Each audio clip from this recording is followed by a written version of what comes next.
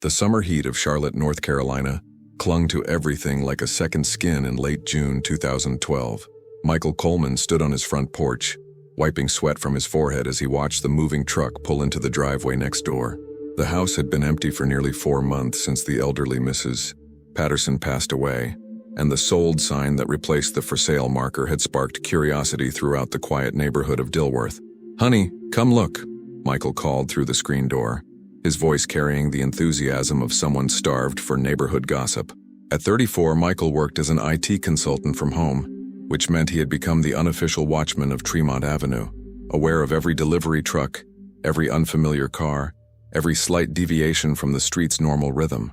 Sarah Coleman emerged from the kitchen drying her hands on a dish towel. At 32, she taught 3rd grade at Myers Park Elementary and had just begun her summer break. Her auburn hair was pulled back in a practical ponytail, and her green eyes squinted against the bright afternoon sun as she joined her husband on the porch. "Finally," she said, leaning against the railing. "I was starting to think that house would sit empty forever. The realtor must be thrilled." They watched as 2 burly movers began unloading furniture. Nothing extravagant. A modest leather sofa, a dining table, several boxes marked "fragile" in black marker. Then a silver BMW sedan pulled up behind the moving truck and a man stepped out.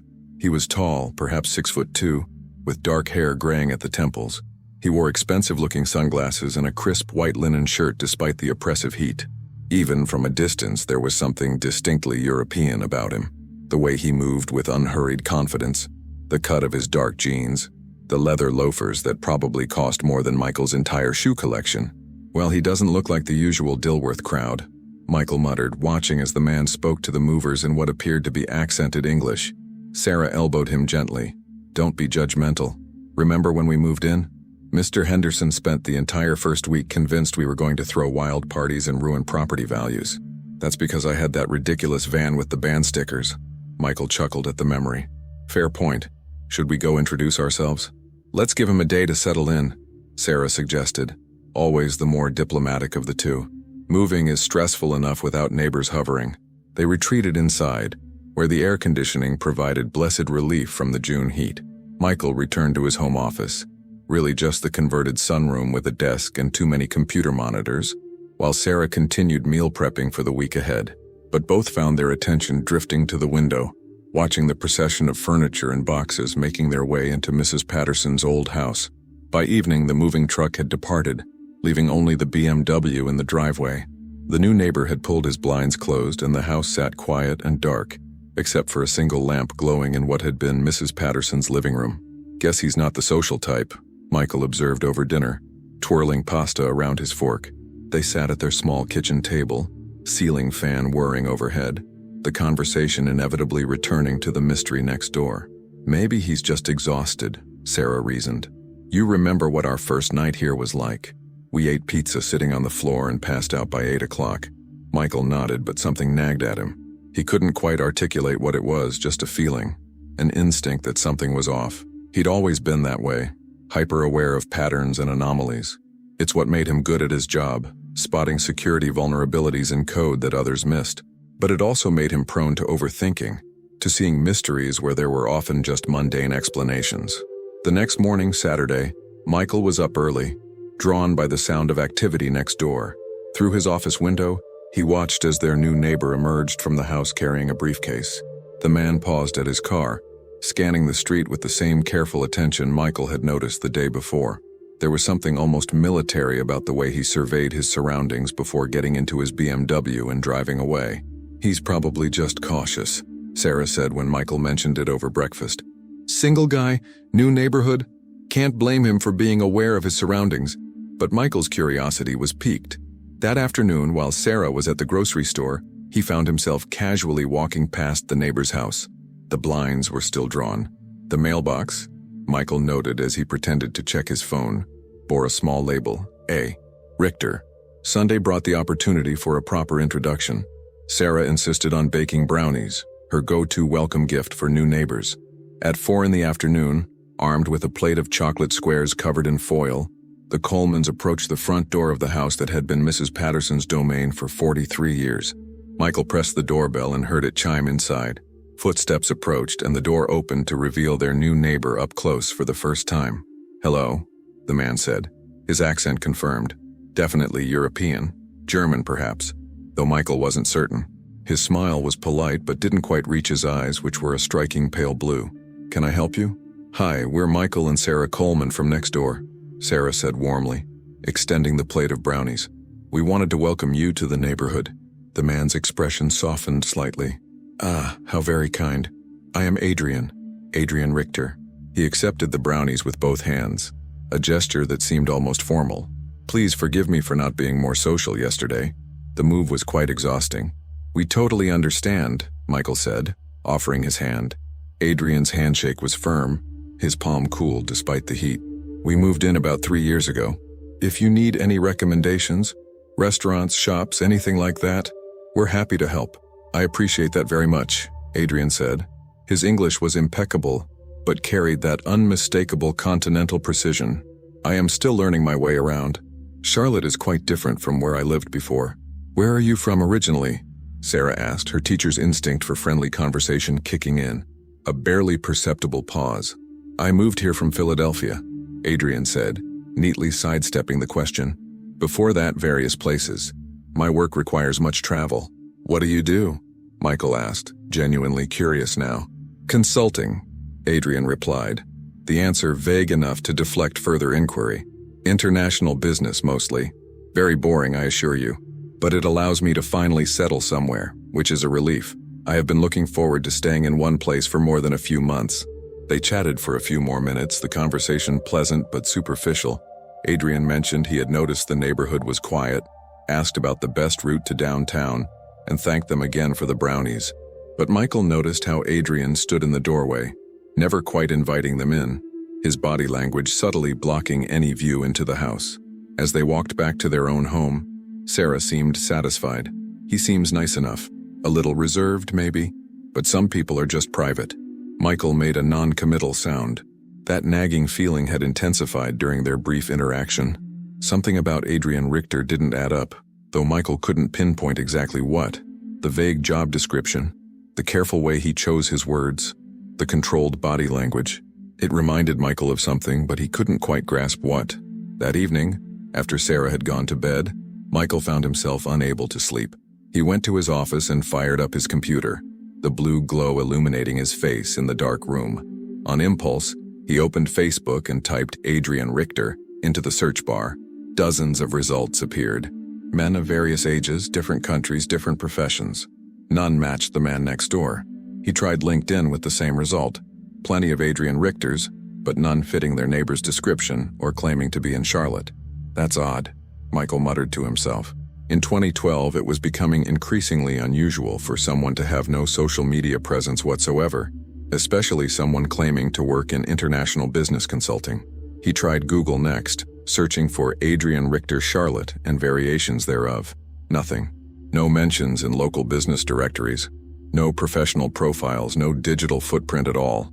It was as if Adrian Richter hadn't existed until he moved into Mrs. Patterson's house. Michael leaned back in his chair, chewing his lower lip. Maybe Adrian was just intensely private.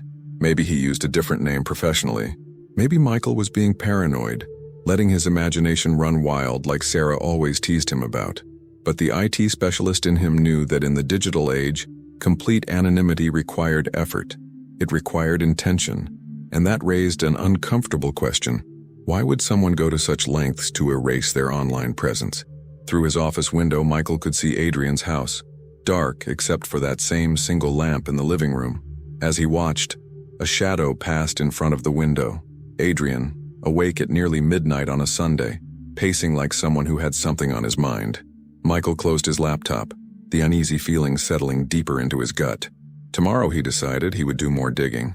After all, it was just curiosity, just wanting to know a bit more about the man living 15 feet from where his wife slept every night. Just being careful. He had no way of knowing that this decision, this moment of curiosity, would set in motion a series of events that would shatter the quiet normalcy of Tremont Avenue forever and lead to questions that would haunt investigators for years to come. As Michael finally headed to bed, Adrian Richter stood in his darkened living room next door, watching the Coleman house through a gap in his blinds. his pale blue eyes reflecting the streetlight's glow, his expression unreadable in the shadows. The game, though neither man knew it yet, had already begun. The following week passed in a deceptive calm. Adrian Richter maintained his routine with almost mechanical precision, leaving every morning at 7:30 in his silver BMW, returning around 6 in the evening with a leather briefcase and occasionally a bag of groceries. He nodded politely when he encountered the Colemans, but never stopped for extended conversation. Michael couldn't shake his curiosity. On Tuesday afternoon, while working from home, he found himself watching Adrian's house more than his computer screen. He noticed things. The way Adrian always checked his rearview mirror twice before exiting his car, how he scanned the street before entering his house, the fact that his garbage bins contained remarkably little trash for someone living alone. "You're obsessing," Sarah said Wednesday evening, catching Michael staring out the window again. She set down her stack of student papers with a sigh. "Honey, not everyone lives their life online. Some people value privacy." I know, Michael admitted, turning away from the window.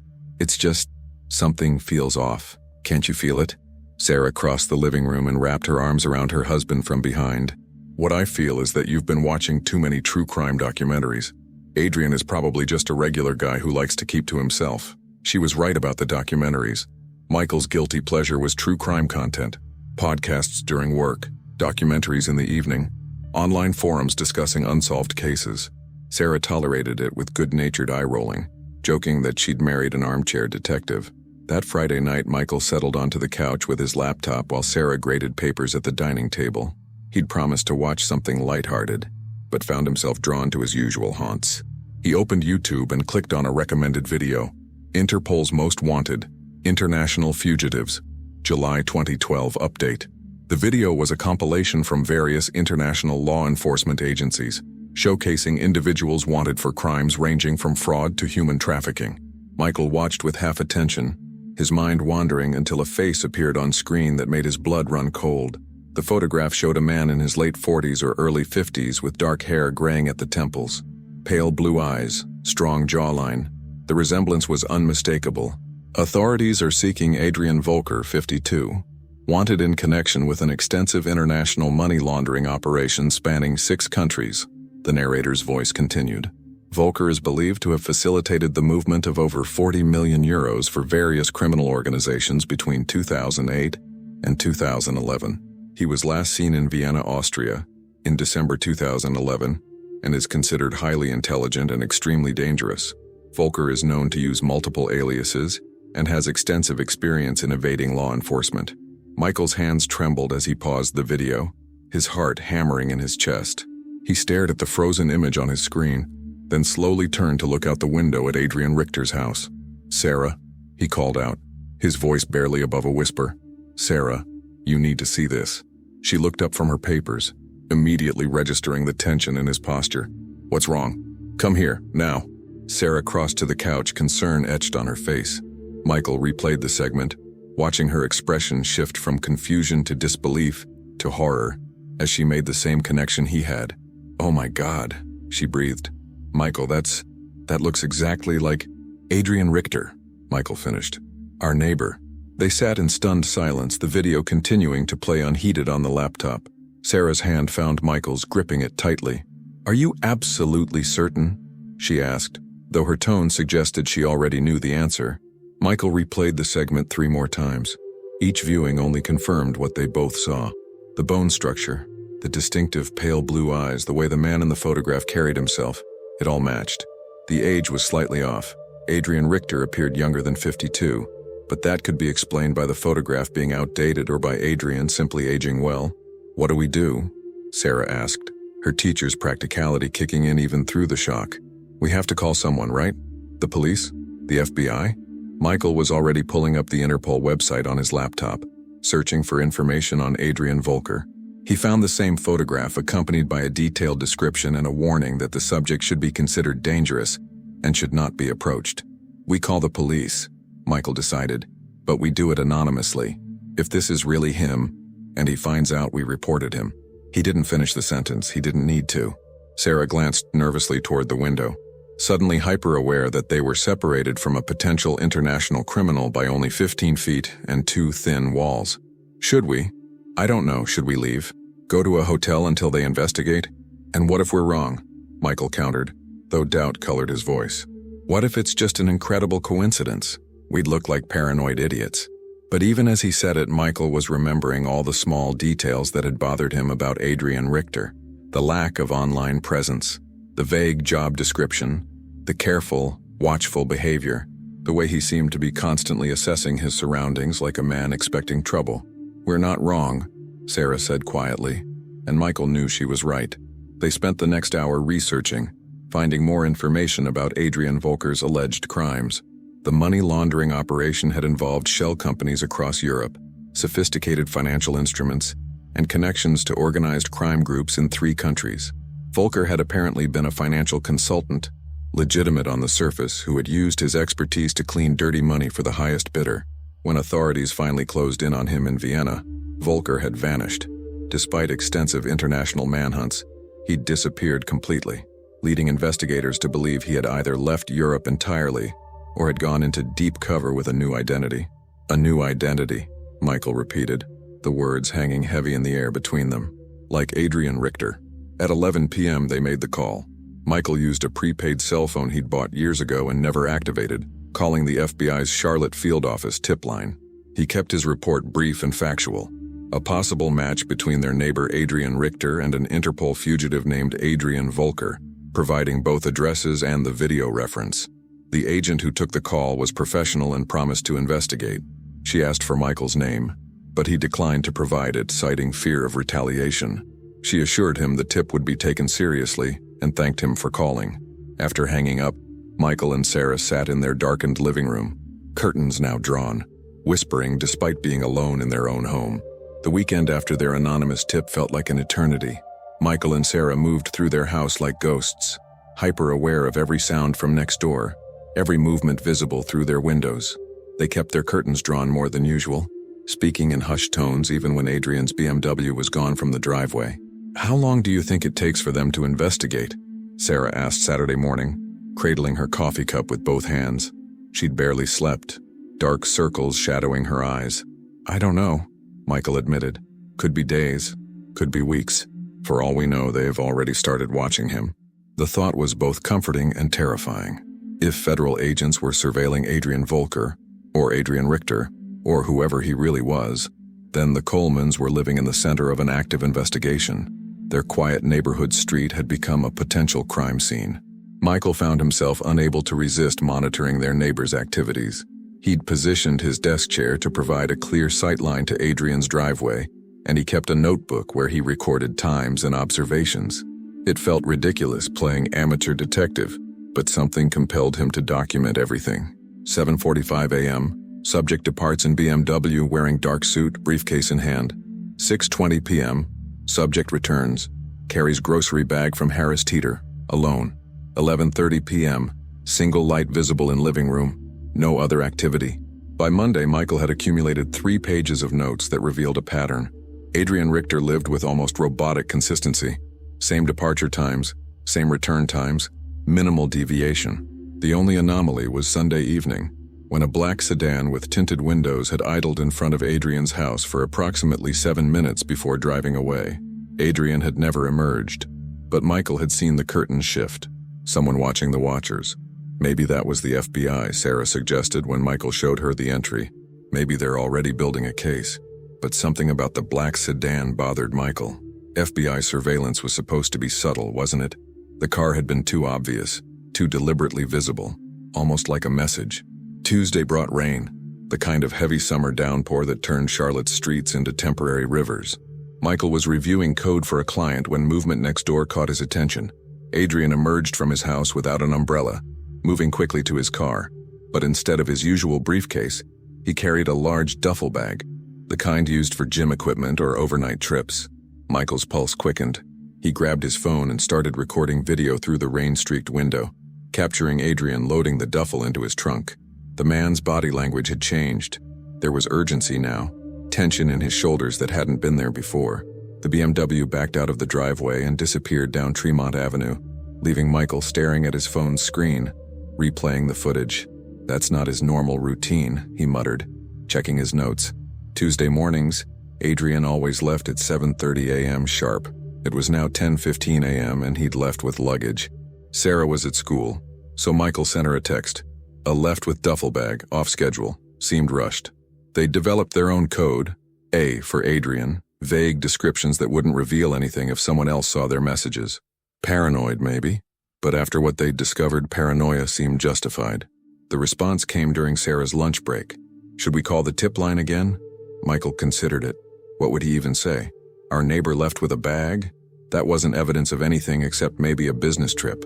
But combined with the black sedan, the timing felt significant. He decided to wait, to watch. If Adrian didn't return by evening, then maybe it warranted another call. The afternoon dragged on. Michael tried to work but found himself checking the driveway every few minutes. Rain continued to fall, transforming the summer day into premature twilight. At 4:30 p.m., Sarah's car pulled into their driveway and Michael met her at the door. "Anything?" she asked immediately. "Nothing. He hasn't come back." They stood together at the window, watching the empty driveway next door like it might reveal secrets. The rain had softened to a drizzle, and a few neighbors ventured out to collect mail or walk dogs. Normal life continuing oblivious to the tension gripping the Coleman household. At 6:00 p.m., Adrian's BMW returned. Michael grabbed his phone, ready to record again, but what he captured made his breath catch. Adrian wasn't alone. A second figure emerged from the passenger side. A woman, late 30s perhaps, with dark hair plastered to her head from the rain. She wore expensive-looking clothes and carried herself with the same careful awareness that Adrian did. They moved quickly into the house, the woman glancing up and down the street before following Adrian inside. "Who is that?" Sarah whispered, though they were in their own home with the windows closed. "I don't know. But did you see how she checked the street? Just like he does." Michael's hands shook as he transferred the video to his laptop, playing it back frame by frame. In one clear shot, the woman's face was visible. Sharp features, dark eyes, an expression of controlled alertness. "Maybe she's his wife?" Sarah suggested. "Maybe that's why he moved here to be with her. Then why hasn't she been here before? Why the duffel bag? Why does she move like someone expecting trouble?" The questions piled up with no answers. Through their window they could see lights on in multiple rooms of Adrian's house now, shadows moving behind the blinds. Whatever was happening next door, it felt like an escalation. At 8:00 p.m., Michael made another anonymous call to the FBI tip line reporting the new development. The woman's arrival, the unusual schedule, the black sedan from Sunday. The agent sounded more interested this time, asking for a detailed description of the woman and the vehicle she'd arrived in. "How long have you been monitoring this individual?" the agent asked. "Since we identified him," Michael said carefully. "We're concerned. We live right next door. Sir, I need to advise you not to approach the subject or conduct your own surveillance. If this is who you think it is, he could be dangerous. Leave this to professionals." "We're not approaching anyone," Michael assured him. "We're just aware, and we're documenting what we see." After the call, Michael and Sarah ate dinner in near silence, both jumping at every sound. Around 10:00 p.m., they heard voices from next door, muffled but agitated, rising and falling in what sounded like an argument. Michael pressed his ear against the shared wall but couldn't make out words, only tone. Urgent, angry, maybe frightened. "Should we record this?" Sarah asked. "I don't think we'd pick up anything useful through the wall." The argument continued for perhaps 20 minutes, then fell silent. One by one, the lights in Adrian's house went dark, until only the familiar single lamp remained glowing in the living room. Michael lay awake most of that night, staring at the ceiling, listening to the house settle around them. Beside him, Sarah's breathing eventually steadied into sleep, but Michael couldn't quiet his mind. He kept replaying everything. The recognition from the video, the anonymous tips, the woman's arrival, the argument. What had they stumbled into? And more importantly, what would happen when the FBI finally made their move? He had no way of knowing that in less than 72 hours, these questions would become irrelevant, replaced by far more terrifying ones. Questions about where people go when they vanish. Questions about what happens when you look too closely at shadows. Questions that would haunt investigators and armchair detectives for years to come, generating theories and speculation but never, ever, providing answers. Wednesday morning arrived with oppressive humidity, the kind that made breathing feel like work. Michael woke at 6:00 a.m. to find Sarah already awake, sitting at the kitchen table with her hands wrapped around a coffee mug, staring at nothing. "Couldn't sleep either?" he asked. pouring his own coffee. "I kept having nightmares," she admitted, "about him knowing, about him finding out we called." Michael wanted to reassure her, to say everything would be fine, but the words felt hollow. Instead, he sat beside her and took her hand. "Maybe we should stay somewhere else for a few days, just until the FBI does whatever they're going to do." Sarah considered this, then shook her head. "And go where? If he really is dangerous, if he's watching us, wouldn't leaving suddenly make us look more suspicious? Besides, we can't just abandon our home because we're scared." She was right, though Michael hated admitting it. Running would solve nothing and might make things worse. They were committed now, whether they wanted to be or not. At 7:30 a.m. exactly, Adrian's BMW backed out of the driveway. Alone this time, no sign of the mysterious woman. Michael watched from his office window, noting the time in his log. Everything appeared normal, routine restored. Maybe the woman had been exactly what Sarah suggested. A girlfriend, a business associate, something completely innocent that his paranoid mind had twisted into something sinister. Sarah left for school at 7:45, kissing Michael goodbye with extra intensity, holding on a moment longer than usual. "Text me if anything happens," she said. "Anything at all." "I will. And Sarah, be careful today. Stay aware." She nodded, understanding what he meant. If Adrian Richter really was Adrian Volker, if he was as dangerous as the Interpol profile suggested, then neither of them was truly safe until he was in custody. The morning passed without incident. Michael worked, checking the driveway every so often, but Adrian's house remained quiet and empty. At noon, he made himself lunch and was carrying his sandwich back to his office when he noticed something odd.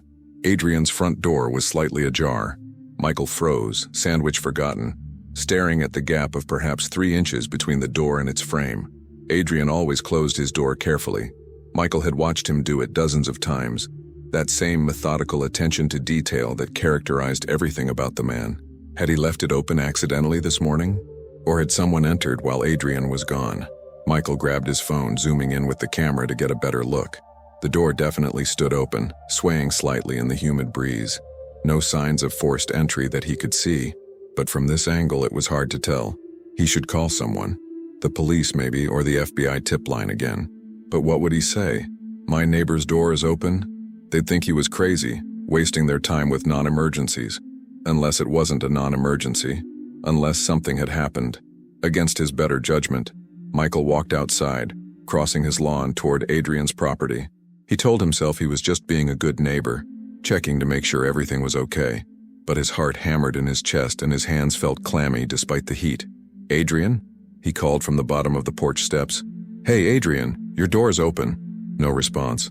The house sat silent except for the hum of the air conditioning unit.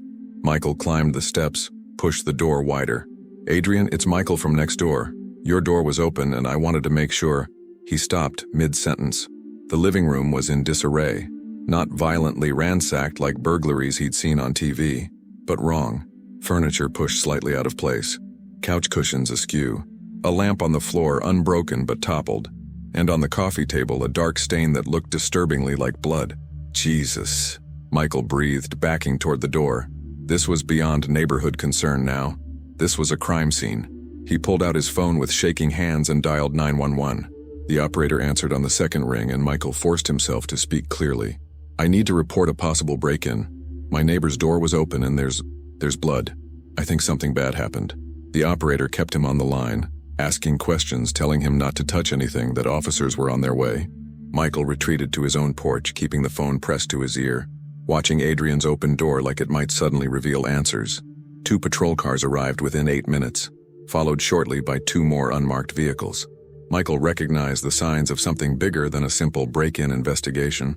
Detectives in plain clothes, the way officers secured the perimeter, the serious expressions and urgent radio chatter.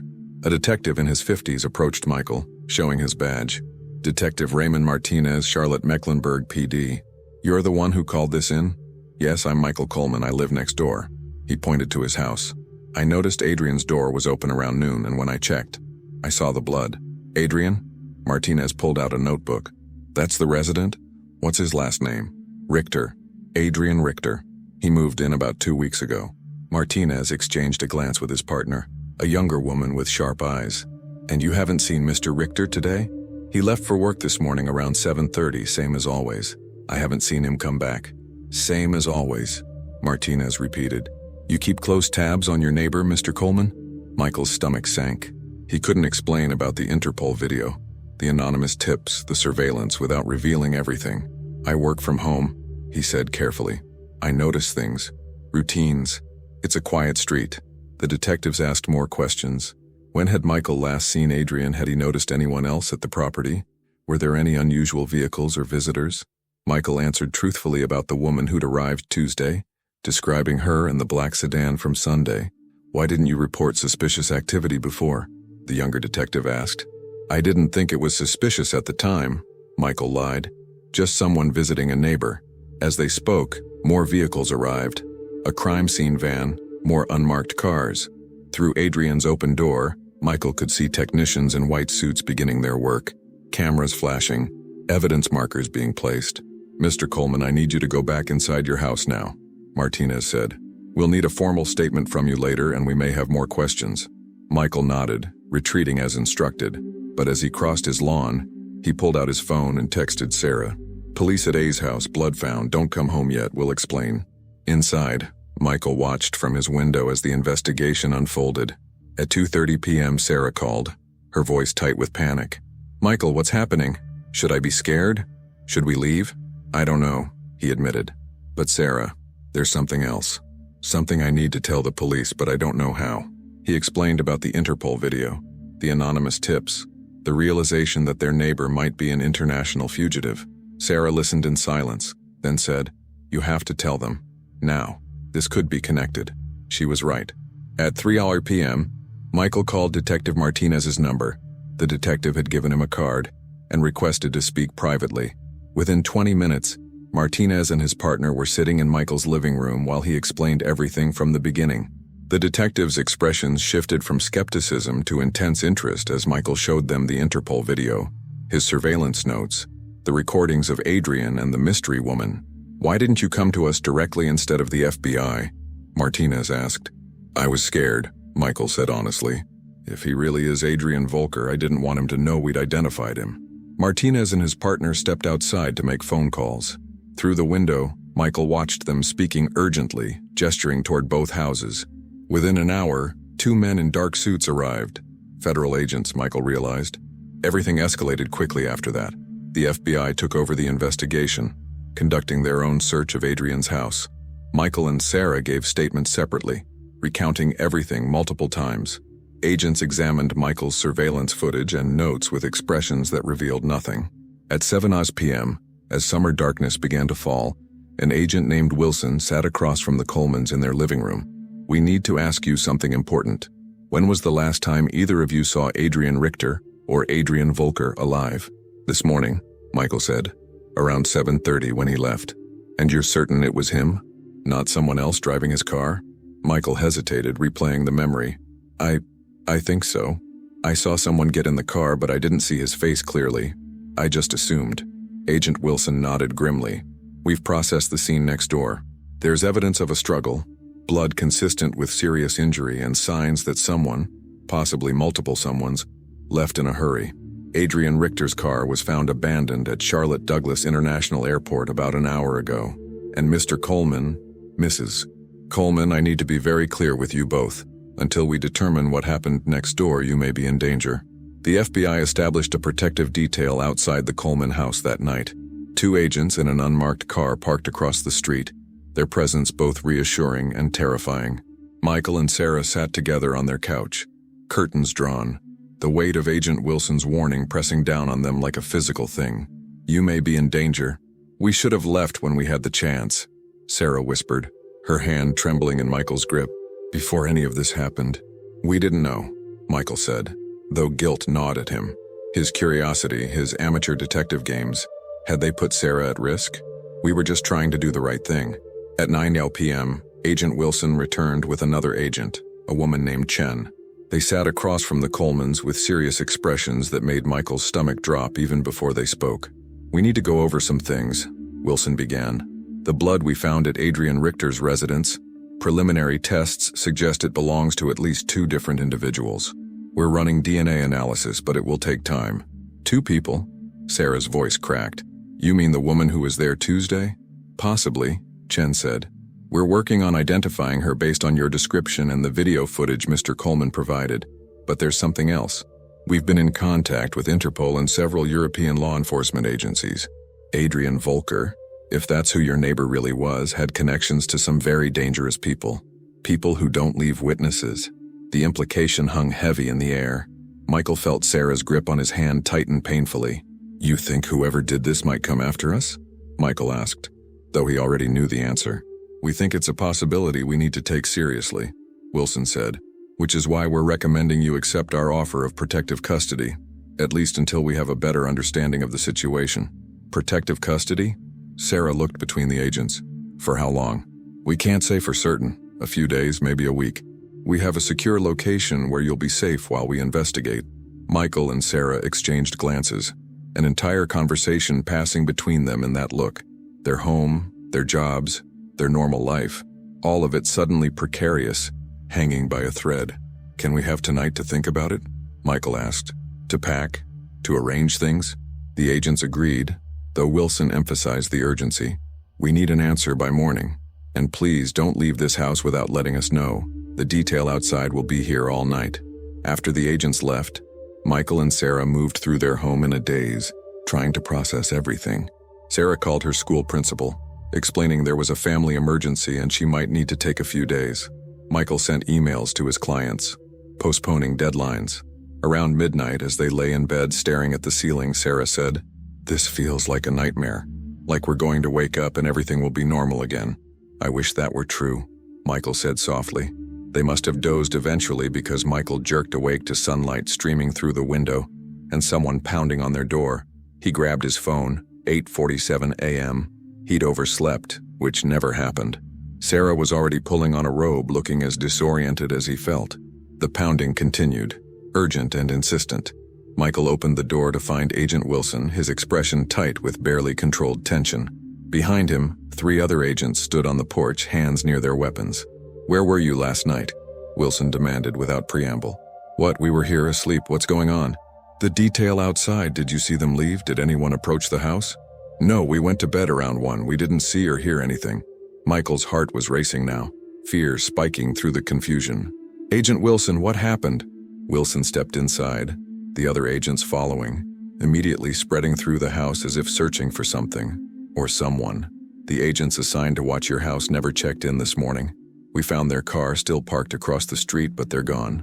Both of them." Sarah made a small sound of distress, clutching Michael's arm. "Gone? What do you mean gone?" "I mean they've disappeared," Wilson said grimly. "No sign of struggle, no indication of where they went. Their phones are off, their weapons and badges still in the vehicle. It's like they vanished into thin air." Michael felt the room spin. This couldn't be happening. Federal agents didn't just disappear. Maybe they went to investigate something? Maybe. These were experienced agents, Mr. Coleman. They wouldn't abandon their post without communication. And there's more. Wilson pulled out his phone, showing them a photo. "We ran the plates on the black sedan you reported seeing Sunday night. The car was reported stolen in Philadelphia 3 weeks ago. We found it this morning, burned out in a warehouse parking lot near the airport." The pieces were clicking together in Michael's mind, forming a picture too terrifying to fully comprehend. Adrian Volker, or whoever he really was. The woman, the black sedan, the blood, the missing agents, all of it connected, spiraling into something far darker than money laundering. "We need to get you out of here now," Wilson said. "Not tonight. Not later. Now. Pack 1 bag each. You have 10 minutes." They moved in a blur, throwing clothes and essentials into duffel bags. Michael grabbed his laptop and phone charger. Sarah packed toiletries and medication, her hands shaking so badly that items kept falling from her grasp. As Michael zipped his bag, he glanced out his office window one last time at Adrian Richter's house. Crime scene tape still fluttered in the morning breeze, but the property looked abandoned, empty. A house that had belonged to Mrs. Patterson for 43 years, now the center of an international mystery. The agents hustled them out to a black SUV with tinted windows. 1 agent in front, 2 in back with Michael and Sarah. They pulled away from Tremont Avenue without ceremony, without a last look back. In the rear-view mirror, Michael watched their house recede, the home they'd lived in for 3 years, filled with memories and plans for the future. Would they ever come back? Would anything ever be the same? They drove for over an hour, heading west out of Charlotte, past suburbs and into increasingly rural areas. No one spoke. Sarah kept her face pressed against the window, tears silently tracking down her cheeks. Michael held her hand, feeling utterly helpless. Finally, they turned onto an unmarked gravel road, following it deep into pine forest until a small cabin came into view. 2 more agents waited outside, armed and alert. "This is a safe house," Wilson explained as they parked. "Remote, secure, no connection to any official records. You'll stay here until we can guarantee your safety." Inside, the cabin was sparse but functional. A living area, small kitchen, 2 bedrooms, bathroom. Bars on the windows, reinforced door. It looked less like protection and more like a prison. Agent Chen stayed with them while Wilson and the others secured the perimeter. "I know this is frightening," she said, her voice gentle, "but we're doing everything we can to find answers." "The agents who disappeared," Sarah said quietly. "Do you think they're—" "We don't know," Chen admitted, "but we're searching for them, and we're investigating every lead related to Adrian Volker." Over the next 3 days, they existed in a strange limbo. Agents came and went, bringing food and updates that revealed more questions than answers. Adrian Richter's house had been completely cleaned out. No personal effects, no electronics, nothing that could identify who he really was. The woman from Tuesday remained unidentified. The DNA from the blood scene was running through databases without matches. And the 2 missing agents? No trace, no leads, no evidence of what happened to them. On the 4th day, Agent Wilson arrived with an expression Michael had learned to dread. "We need to talk," Wilson said, "about what happens next." Agent Wilson sat across from Michael and Sarah in the cabin's small living room, a manila folder resting on his lap. 4 days of isolation had worn them down. Sarah's eyes held a perpetual exhaustion, and Michael had developed a nervous habit of cracking his knuckles. The summer heat outside made the cabin feel claustrophobic despite the air conditioning running constantly. "We've made some progress," Wilson began, opening the folder. "And what we've found changes everything we thought we knew about this case." Michael leaned forward, desperate for answers. "Did you find the missing agents?" Wilson's expression darkened. "No, but we have a theory now about what happened to them, and to you." He pulled out several photographs, laying them on the coffee table. "The man you knew as Adrian Richter was indeed Adrian Volker. Interpol confirmed it through fingerprints we lifted from the house. But Volker wasn't working alone, and he wasn't just a money launderer. The first photo showed Adrian Volker in what appeared to be surveillance footage from years earlier, standing beside a dark-haired woman, the same woman who'd visited Tuesday night. Her name is Katrina Sokolov," Wilson continued. "Former Russian intelligence, turned private contractor. She and Volker have been partners for at least 6 years, specializing in financial crimes and information brokering. They don't just clean money, they trade in secrets, government secrets, corporate espionage, blackmail material." Sarah's hand found Michael's. "Why Charlotte? Why our neighborhood?" "We believe they were hiding," Agent Chen added, entering from the kitchen with coffee. The heat was getting intense in Europe, multiple agencies closing in. They needed to disappear, establish new identities, lay low. Your quiet suburban street was perfect, anonymous, unsuspicious. "Until we recognized him," Michael said, the guilt crushing down on him again. "Until you recognized him," Wilson confirmed.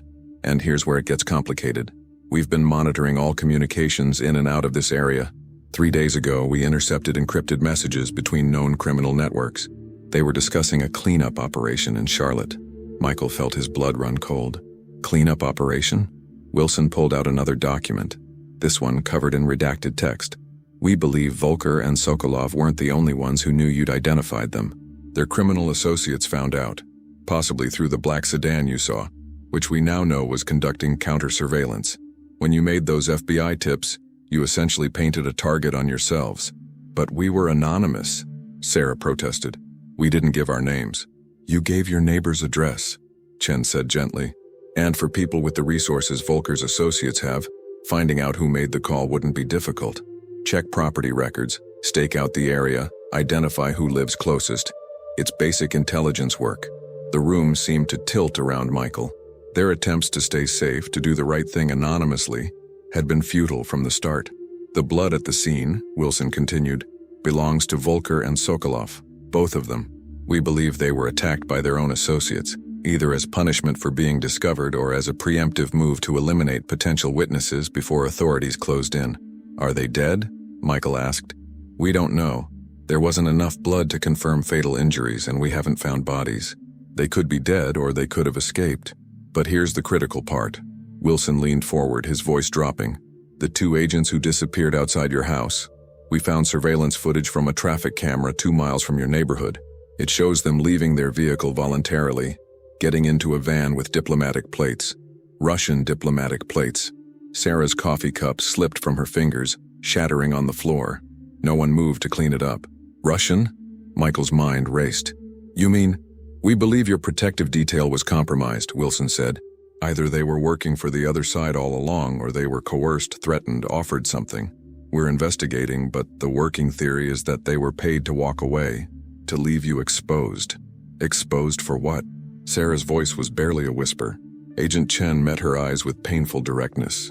For the same people who attacked Volker and Sokolov to come after you. To eliminate everyone connected to this situation. The words hung in the air like a death sentence. Michael stood abruptly, pacing to the window, staring out at the pine forest that suddenly felt less like protection and more like isolation. So what happens now? He asked, his back to the agents. Do we stay hidden forever? Change our identities? Never go home? We have options, Wilson said carefully. The FBI can place you in witness protection if necessary. New identities, relocation, complete severance from your previous lives. It's not ideal, but it's effective. Witness protection? Sarah stood now too, her voice rising. We didn't witness anything.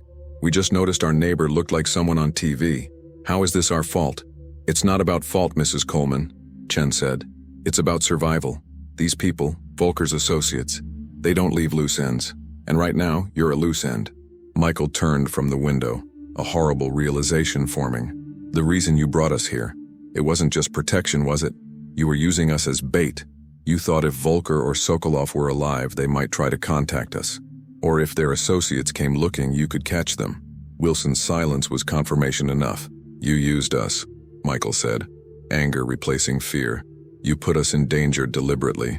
We put you under surveillance and protection, Wilson corrected. And yes, we hoped it might draw out whoever is behind this. But Mr. Coleman, you were already in danger the moment you made that first anonymous call. We're trying to keep you alive. The next hour dissolved into arguments, explanations, impossible choices. Witness protection meant abandoning everything. Careers, families, friends, identities. Staying meant living with constant fear, looking over their shoulders forever. There were no good options, only terrible ones and slightly less terrible ones. Finally, as afternoon shadows lengthened across the cabin floor, Sarah made a decision. I want to know, she said quietly. Before we choose anything, I want to know what really happened that night. To Volker, to that woman, to everything. I want the whole truth, not theories and maybes. Wilson exchanged a glance with Chen, some unspoken communication passing between them. Then he pulled out one final photograph from his folder, laying it on the table. It showed a warehouse, industrial and abandoned looking. In front of it stood 2 figures, grainy but recognizable. Adrian Volker and Katrina Sokolov, both very much alive, both looking directly at the camera as if they knew they were being photographed. The timestamp on the photo read 2 days ago, Thursday, the day after the agents disappeared. This was taken at a private airstrip outside Greensboro, Wilson said. 48 hours ago, Adrian Volker and Katrina Sokolov boarded a private jet registered to a shell corporation in the Cayman Islands. The jet's flight plan listed its destination as São Paulo, Brazil. Michael stared at the photograph, at Adrian Volker's face looking back at the camera with what might have been a smile. They escaped. They got away. For now, Wilson said. But here's what we didn't tell you before. That photo? It was delivered to our Charlotte field office yesterday, anonymously, with a message. He pulled out a final document, a printed note in plain text. Tell the neighbors we're sorry for the inconvenience. They were clever, but not careful. In our world, there's a difference. They should consider themselves lucky, this time. But luck runs out. Stay quiet, stay hidden, and maybe you'll stay alive. Keep digging, keep talking, and the next photo will be of them. The cabin fell into absolute silence. Outside, birds sang in the pine trees, oblivious to the nightmare unfolding inside. Michael looked at Sarah, saw his own terror reflected in her eyes. They know where we are, Sarah said. Don't they? That's why you're really here. Not to protect us, to see if they'll come. Wilson didn't deny it. Instead, he stood, gathering his photographs and documents. "We have a decision to make. All of us. We can put you in witness protection tonight, new identities by morning, and you disappear forever into the system. Or, Michael prompted. Or we use what leverage we have. Volker and Sokolov are gone, but their network is still active. The people who attacked them, the people who compromised our agents, they're still out there. We could use you to draw them out, but really draw them out this time. With your consent, with proper backup, with a real operation." "You want us to be bait again," Michael said flatly. "I want to catch the people who turned your lives upside down," Wilson corrected. "And yes, that might require using you as leverage, but this time, you'd know exactly what you're agreeing to. No surprises, no deception. Your choice, fully informed." Michael and Sarah stood together by the window, watching the sunset paint the sky in shades of orange and purple. Behind them, the agents waited for an answer that would determine the rest of their lives. "What would you do?" Sarah asked Wilson. "If you were us." The agent considered this carefully before responding. "I'd ask myself what kind of life I want to live. One defined by fear and hiding, or one where I fought back, even if it was dangerous." "That's not really an answer," Michael said. "No," Wilson agreed, "but it's the only honest one I can give you." As darkness fell over the safe house, Michael and Sarah Coleman faced an impossible choice, unaware that their decision had already been made for them. In a hotel room 200 miles away, a phone rang. A voice answered in accented English, listened to a brief report, then responded with 2 words that sealed the Coleman's fate: "Find them." The game wasn't over. It had only just begun. And in the shadows where Adrian Volker and Katrina Sokolov had vanished, something far more dangerous was stirring. Something that had been watching the watchers all along, waiting for exactly this moment. The Colemans would make their choice by morning, but in the world they'd stumbled into, choices were illusions. The truth was simpler and more terrifying. They'd seen too much, known too much, and in a game played by people who traded in secrets and blood, witnesses never truly disappeared. They just stopped being found.